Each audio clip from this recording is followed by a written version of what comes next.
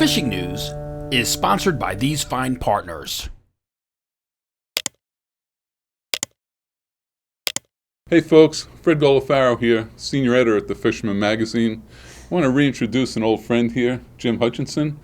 He's back for another stint at the Fisherman as the editor of the New Jersey edition. Jim, lots of luck and glad to have you aboard. It's good to be back, Fred. I'm excited about being here. That was February 16th, 2015. Upon my return, my very first video upon my return to the Fisherman family, my good friend Fred Golifero reintroducing me to the Fisherman readers. This happens to be my 294th consecutive video forecast. I've not missed a week since that time. Regrettably, I have to say goodbye to my friend, my mentor, Fred Golifero, a man I love and one of many mentors that I have in this fish writing industry. Fred Golifero passed away suddenly last Thursday at the age of 69. Now, Fred was associate publisher when I first came on to the Fisherman magazine some 20 years ago. He's been senior editor, managing editor, executive editor, Imperial Grand Poobah. He was everything. He was the heart and soul of the Fisherman magazine, always in the trenches, covering tactical concepts, conservation, access issues. And I'll tell you what, every surf product that you've touched in the past 30 years went through Fred's hands first. He worked with a lot of different manufacturers to make sure that the surf gear that we used that was ultimately for sale in tackle shops was up to Striper Coast standards. And that's going to be missed. He was a legend in the recreational fishing community, and I'm honored to have worked with him so closely over the last 20 years. So the way I started and ended last week's video, that quote, "With every sunrise comes new hope," little did I know that I would not have another sunrise with my friend Fred Golifero. It was Thursday when the video came out. So this is from another writer, Max Ehrman. It was written over 100 years ago. It was something that Fred really loved, and I'm sure we're going to share it in an upcoming edition of the Fisherman magazine. But these words: "Keep peace in your soul with all its sham, drudgery, and broken dreams. It is still a beautiful world. Be cheerful. Strive to be happy." I'm Jim Hutchinson with the New Jersey Delaware Bay edition of the Fisherman magazine. If you knew Fred, knew of him, you would think of him this fall with his beloved striped bass. Hashtag Fish with Fred. It's something that was started late last week through the weekend. Got an email from a surfcaster named Chris Hansenzahl over the weekend or earlier this week. So if you're out there fishing, share your photo, tag it, Fish for Fred. I worked with Fred on a lot of outdoor and boat shows, and I know the one thing he would have told me this week is the show must go on. That's why I'm here at First Energy Field in Lakewood, New Jersey. It's the Marine Trades Association's annual Jersey Shore Jersey Boat Sale and Expo. I keep saying Jersey Shore because I'm thinking of the Jersey Shore BlueClaws, which play at this stadium. The Jersey Boat Sale and Expo. It's this Friday, Saturday, and Sunday, September 24th to 26th. I'll be here in the marketplace, Boaters Marketplace. A lot of good stuff for sale in here. It's a nice little show, $7 admission, no parking fees to deal with, and I'm on a brand old you go to a boat show, there's a lot of new boats, right? Well, here at the Jersey Boat Sale and Expo, they've got a bunch of new or used boats, previously owned boats. I'm on a Parker. There's a Parker next to me, a beautiful regulator here. I see 7 or 8 great fishing boats that were previously owned. I would imagine they're going to go fast. The show opens up Friday morning at 11 a.m. If you've been in the market for a boat, you just want to climb aboard, you know how hard it is to find boats anywhere, not just in the Garden State, but you've got an opportunity here. So get here early Friday morning, 11 a.m. if you want to check out the used boats. And of course, there's going to be another 150 brand new boats out here. Skiffs, center consoles, a couple of pilot houses, a couple of pontoon boats. So it's a great small show with small boats in our price range, right? Also on Saturday, Gary Ward from Fisherman Supply and also Hobie Kayaks. He's going to be here 11 a.m.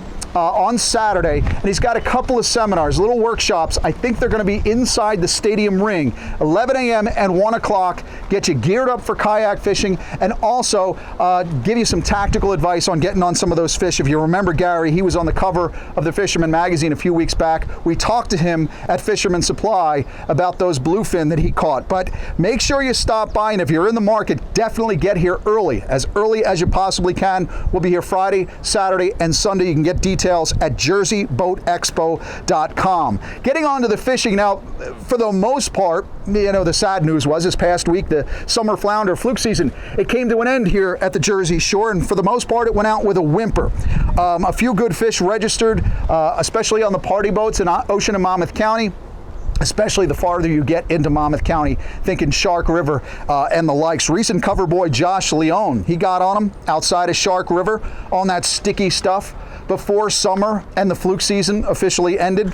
Also heard from John Kravchek of Berkeley Striper Club. Had a buzzer beater on Sunday afternoon. 6.05 pounds, a 25-incher caught on snapper on the final day of the fluke season at Island Beach. Was the final day of the Berkeley Striper Club's fluke tournament. Registered a win, bumped his buddy Ryan out of the top slot in that Berkeley Striper Club tournament. Of course, the Delawareans will continue to have at it.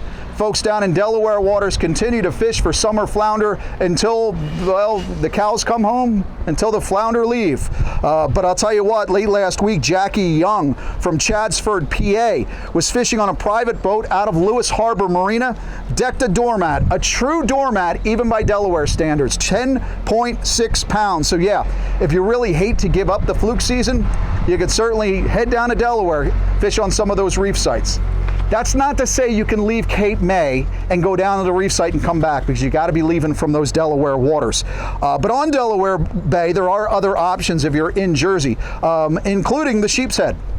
We've been talking Sheep's Head for weeks and months now. That fishery has really exploded this year. Greg Brown said young Nico Laspada got on this convict fish out at Ship John recently. I think this one was over the weekend. Sheep's Head, yes.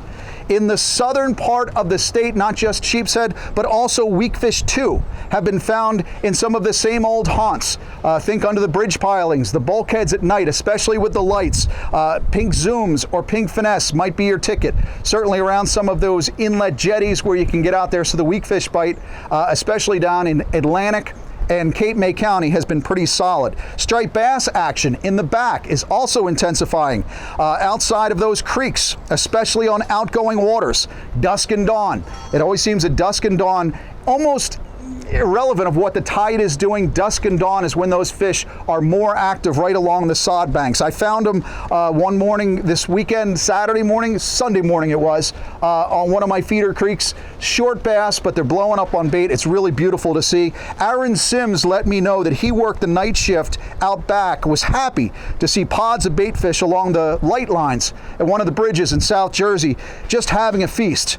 So this should improve after this harvest moon that we had this week. I'm looking at the flags blowing right now. They're due south. We've had some south winds for most of this week, and I still think the northwest wind is what's going to trigger some of the action. Some northwest wind would really be nice after this moon. Along the central coast, Nick Honicheski, our surf reporter for the Fisherman magazine, he said the surf was alive with bass, blues, and fluke, as well as hickory shad to start the week. All this bait stacking up. It should be a good run this fall once things really start to get underway. But a lot of east to start the week, I said, and a lot of south in the mix as well. Again, hopefully we'll see some of that northwest wind. Although the folks from Grumpy's Tackle in Seaside said the wind wasn't that bad, blowing east to start the week.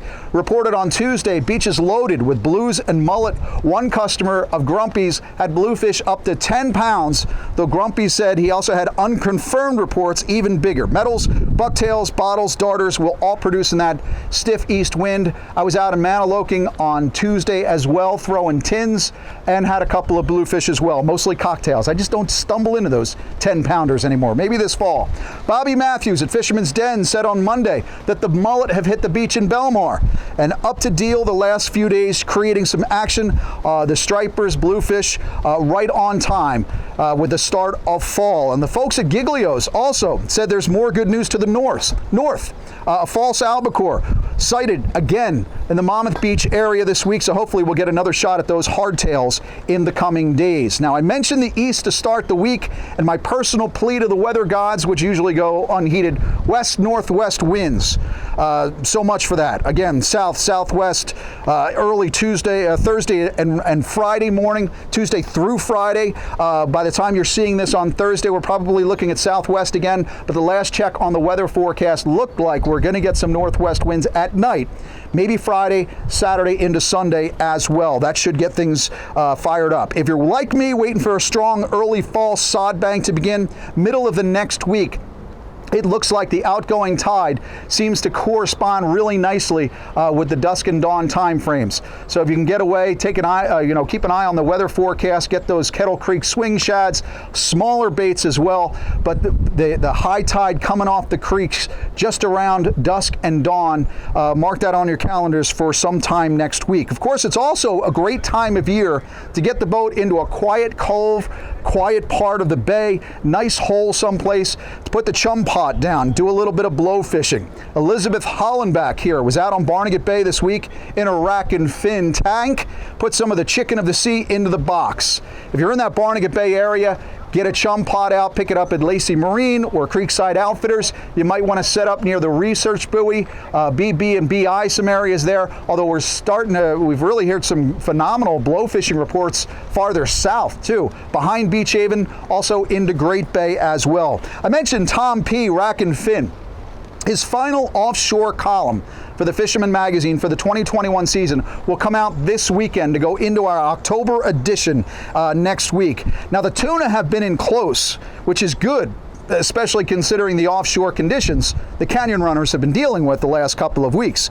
But it still looks a little bit less than hospitable, I'll say. We'll just keep an eye out on the offshore weather forecast for the Hudson to the Baltimore in the coming days. But again, if you're looking for some of those big bluefin, they've been in close. Everybody's talking about that, I might as well say it, Rockaway Reef, right? That's where folks have been hitting it. But maybe you'll find them down in the mud hole as well, but closer to shore as well. I'm sure Pags, Tom P. is looking forward to having some time off after the offshore report is done for 2021. That way he and the lovely Denise Marie can get back into their freshwater action with the trout and the beautiful walleye. For more on the freshwater scene, let's check in with my friend George, the Pocono Outdoors guy. Hey, thanks, Jim.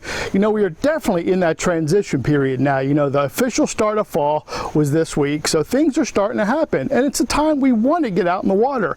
Lots of great stuff happening. But a lot of guys are spending their time in the woods. Hunting season's starting, so you might have a lot of these lakes and streams all to yourself. I want to start out in the Delaware River. I checked in with Tim Keebler today. Tim said, things are doing really well. The water level, you got to watch. Things are a little precarious there. We got to watch the rain and stuff, but the smallmouth are hitting. He's getting some really good holdover stripers. He said he got one 28 inches just the other day, so the striper fishing's good for those holdovers in the river. Also, he said the flathead fishing is becoming very, very consistent in the Delaware. We always talk about the Susquehanna having great flatheads, but now we're starting to see that in the Delaware River too. Some great flathead fishing. Get out and try that this time of year. It's doing really well. Moving over inland a little bit in the lakes, things are doing great as well. Lots of bass, smallmouth, largemouth, good time of year for that. The landlocked stripers, they're doing fantastic tuna lakes. A lot of guys up on Wall and Pompack. Jeff Smith checked in with another nice one. This is a hybrid this week, but still the striper fishing is doing fantastic. And also with the cooler water, a lot of guys doing catch and release. The trout, the water's cool enough you can successfully release some of those big fish. The muskie especially, guys have, the diehards never even go for the muskie in the summertime because the mortality rate's probably 100% in that warm water. You want that cooler water, get that safe release. So start getting out, go for those muskie and maybe those pike over New Jersey where you can successfully release them in the waters if you get on them. So lots of good fishing, guys. I hope you're out and get on them. From Pennsylvania, I'm George, your Pocono Outdoors guy. More reef deployments this week at Little Egg Reef. According to Captain John Lewis of the Beach Haven Charter Fishing Association, he let me know that some reef balls were placed there at Little Egg this week, which should make some great fluke and sea bass structure heading into 2022. You can get details on how to support these efforts from the Beach Haven Charter Fishing Association by going to bhcfa.net. And if you'd like to get involved with some reef building in your area, North Jersey, South Jersey, wherever it might be, go to the sportfishingfund.org. It's a great way of getting your club started if you want to start raising funds to do your own artificial reef deployments. My father, Hutch Jr., actually, he's Hutch Sr. Hutch Sr. is celebrating his birthday this Saturday. Happy birthday, Pop. I'll toast you from here, from the Fisherman booth, here at the Jersey Boat Sale and Expo. That's going on, like I said, Friday, Saturday, and Sunday. BlueClaws Stadium here in Lakewood. Dad, save a piece of cake for me. In addition to those blowfish, kingfish, snappers, and I mentioned last week the outrageous number of oversized black sea bass in the back, I know everybody's tripping out on these humpbacks out front on the reef and wreck sites, yeah, no doubt. But when you're in the back and finding the bays are loaded with these black sea bass, that's something else altogether. Thomas Lawrence, he knew what I was talking about last week. He said he feels the pain. For the first time ever, 20 plus years of fishing, his son Ryan caught a keeper-sized sea bass in the back bays of Longport. Now Thomas says these are waters that he also spear fishes, and he's never seen these keeper-sized black sea bass in the back bays of New Jersey. But he, like many others, is looking forward to that October reopening. Just a couple of weeks, we'll get those bag limits back and get back on the biscuits. I'm going to leave you this week with a segment we did 4 years ago out of Long Island. We're out east, Huntington on Long Island, I believe. You see, Fred Golofaro, my friend, was just such an amazing fisherman. I talked to you about him before. I could go on all day. But Fred was the type of guy that he would catch a fish out of a puddle of water. He's the kind of guy that you could stand next to and you do everything that he was doing, he would still outfish you. He's the one that taught me about that snap jigging, but I still could never get that done. I fished on him. I fished with him on jetties, on open beaches, on rails of party boats. I tried mimicking. I could never do it. He outfished me and he fished everyone around him. But he always reminded me to be observant, ask questions, and listen. And I think, that's what it's all about. We got to listen more. Fred always listened. With Fluke for next year, why don't we take these tips from Fred and carry them over? And I'll see you again next week, right here at thefisherman.com.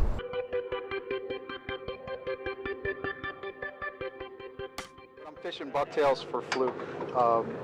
I kind of have this thing, the old adage that if it ain't chartreuse, it ain't no use. But the bottom line with colors is make sure you have the one that's working. One of the things is you pay attention to what the guy next to you is doing. And if you're just taking that one bucket of chartreuse, or you only have the one chartreuse bucktail, you might end up failing. Have a lot of colors and watch what Fred Golifero is doing, because when he starts catching fish, you want to move to that color. Color can make a difference. Sometimes it seems like they show a preference for green. Sometimes pink is hot. I think it really depends on water class.